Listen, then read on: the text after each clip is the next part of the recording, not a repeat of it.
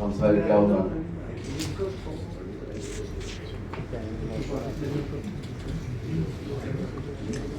അപ്പം ഈ മറുപടി പ്രസംഗത്തിനായി എം എ തോമസ് ആണ് ക്ഷണിക്കുന്നത്.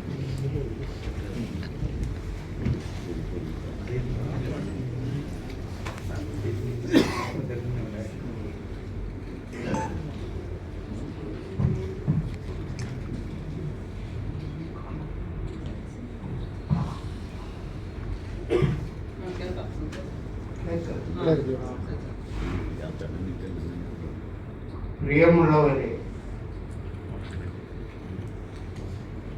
എന്തിന് നീ ഇത്രയും നാൾ ജീവിച്ചിരുന്നു എന്ന ചോദ്യത്തിന്റെ ഉത്തരം ആണ് ഈ നിമിഷം. സ്നേഹവാത്സല്യങ്ങൾ കൊണ്ട് വീർപ്പമുട്ടിക്കുന്ന എത്രയോ പേർ, അവരുടെ മുഖങ്ങളാണ് ഞാൻ ഇവിടെയൊക്കെ കാണുന്നത്. അവരൊക്കെ ഒളിച്ചിരിക്കുകയായിരുന്നു. പൊട്ടിത്തെറിക്കാൻ അവർക്ക് ഒരവസരമില്ല. ഞാൻ ധന്യനാണ്. മരിച്ചു കഴിയുമ്പോൾ അപദാനങ്ങളും കള്ള ബഹുമതികളും നൽകി ആത്മാർത്ഥതയില്ലാതെ പ്രശംസിച്ചിട്ട് എന്തു കാര്യം?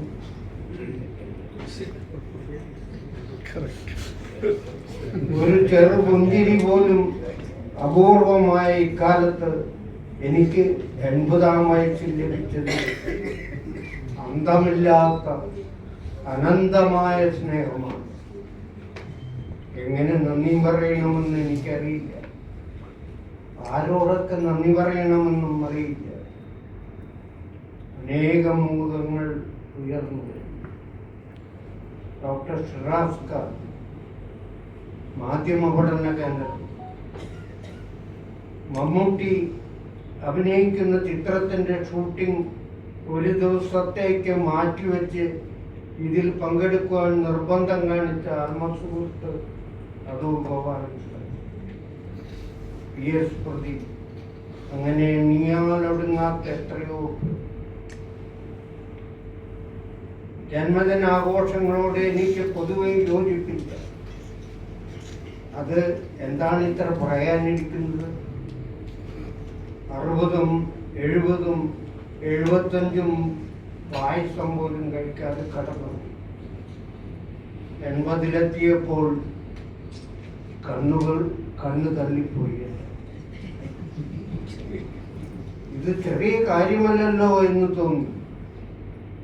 കൂട്ടുകാരും കൂടെ പഠിച്ചവരും കൂടെ പിറപ്പുകളും ബന്ധുക്കളും കൂടെ നടന്നവരുമൊക്കെ മൺമറഞ്ഞു. ഞാൻ മാത്രം ബാക്കി.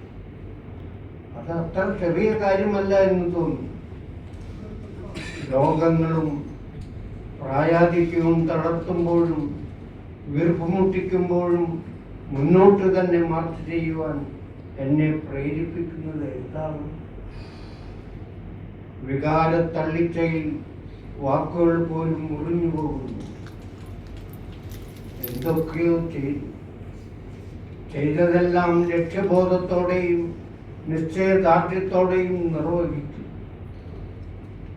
മണ്ണിൽ മനുഷ്യനോടൊപ്പം നിൽക്കാൻ എന്നും ശ്രമിച്ചു. നിലപാടുകൾ മുറുകെ പിടിച്ചു. അതിൽ ഒരു വിട്ടുവീഴ്ചയുമില്ലായിരുന്നു. നല്ല സിനിമയോടൊപ്പം എന്നും നിലകൊണ്ടു. അന്നും ഇന്നും. അതാണ് എന്നെ ഞാനാക്കിയത്. എന്നെ ജീവിപ്പിക്കുന്നത്, ഇന്നും ജീവിപ്പിക്കുന്നു.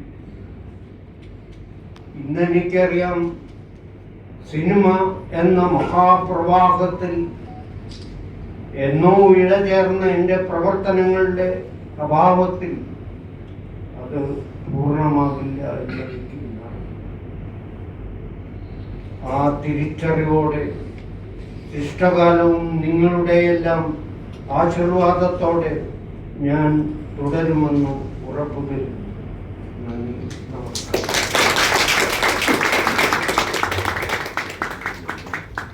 സന്തോഷം തോമസ്. ഒരു കാലത്ത് എപ്പോഴും കേൾക്കുന്ന ഒരു പേരാണ് പ്രശാന്ത് നായർ. ഉള്ളൂർ പ്രശാന്ത്. പ്രശാന്ത് നായർ എന്ന് പറയുന്നത്. മാധ്യമ കേന്ദ്രവുമായി ബന്ധപ്പെട്ട് പ്രവർത്തിക്കുമ്പോൾ സാറ് ബസ്സിൽ കയറി ഇവിടെ നിന്ന് ഇറങ്ങി ഉള്ളൂരിൽ നിന്ന് പ്രശാന്ത് നഗറിലേക്ക് പോകുന്നൊരു കാഴ്ചയുണ്ട്. അപ്പൊ എന്ത് കേൾക്കുന്ന ഒരു പേരാണ് പ്രശാന്ത് നഗർ. ആ പ്രശാന്ത് നഗർ റെസിഡൻസ് അസോസിയേഷൻകാരുടെ എത്തിയിട്ടുണ്ട്. സാറിനെ ആദരിക്കുന്നതിനായി അവരെ ആദരപൂർവ്വം ക്ഷണിച്ചു.